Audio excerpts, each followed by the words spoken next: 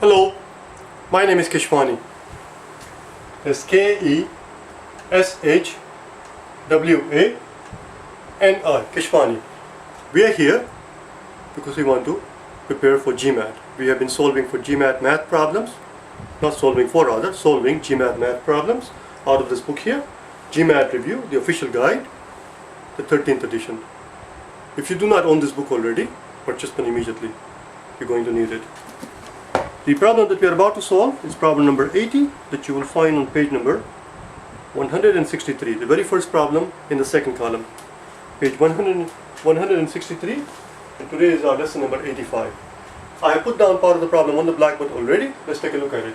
We are told that this capital M represents the sum of the reciprocal of the consecutive integers from 201 through 300, inclusive, including 201 and including 300.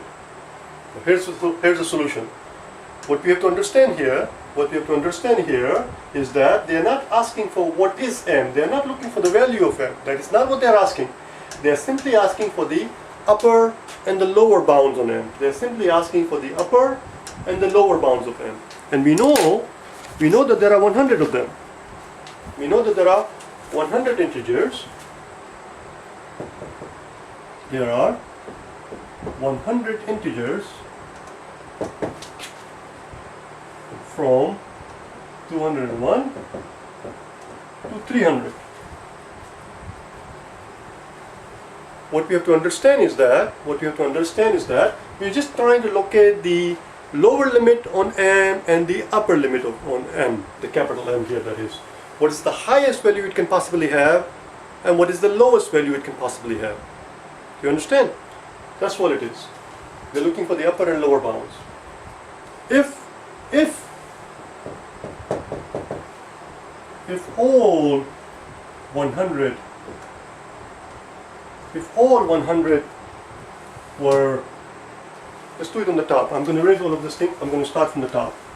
I'm going to erase all of this thing. You already have it. So m is the reciprocal. M is the reciprocal of the consecutive integers from 201 through 300. They're not asking for the value of m. They're simply asking for the upper and the lower bound. So what we have to understand is that if all 100 were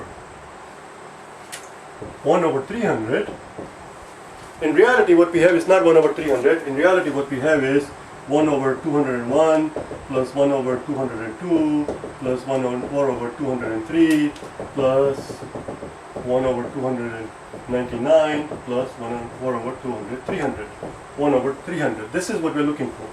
This is what they're calling m. What we are pretending is that every one of them is 1 over 300. If that were true, it's a purely hypothetical statement. If that were true, if all 100 were 1 over 300, then in that case, their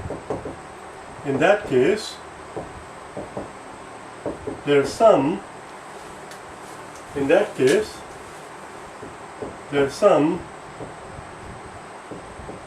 would have been simply 1 over 300 times 100.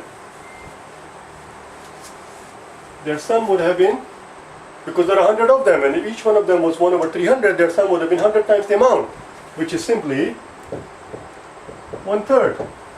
You can tell from there where we are going. Similarly,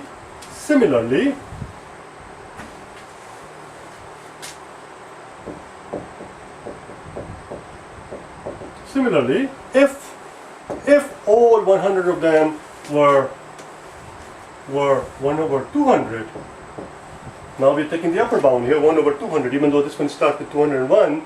If they were all 1 over 200, then in that case, their sum would have been 1 over 200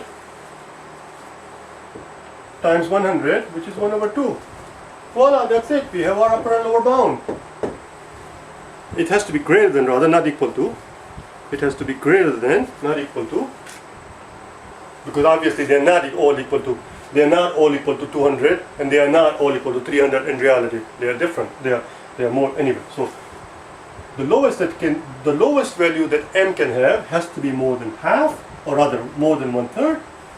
The lowest value that m can have has to be something more than 1/3, and the highest it can be is something less than a half. Why? That's it. That's our answer. Answer is A. That's it. I'll see you tomorrow, okay? Bye now.